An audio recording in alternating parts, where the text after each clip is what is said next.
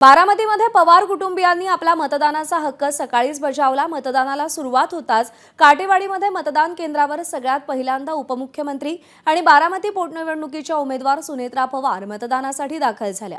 त्यांनी मतदानाचा हक्क बजावला। त्यांच्यासोबत रोहित पवार आणि जय पवारही होते। काटेवाडीतच अजित पवारांचे बंधू श्रीनिवास पवार यांनीही मतदान केलं। त्यानंतर बारामती रिमांड होम मतदान केंद्रावरती सुप्रिया सुळेंनी मतदानाचा हक्क बजावलाय। तर ही चार दृश्य सध्या आपण पाहतोय। सगळ्यात आधी सुनेत्रा पवारांनी मतदान केलं, त्यानंतर खासदार पार्थ पवार यांनी देखील मतदानाचा हक्क बजावला। सुप्रिया सुळेंनी बारामतीत मतदान करून मतदारांना मतदानाचं आवाहन केलंय, तर शर्मिला पवार यांनी देखील मतदानाचा हक्क बजावलेला आहे।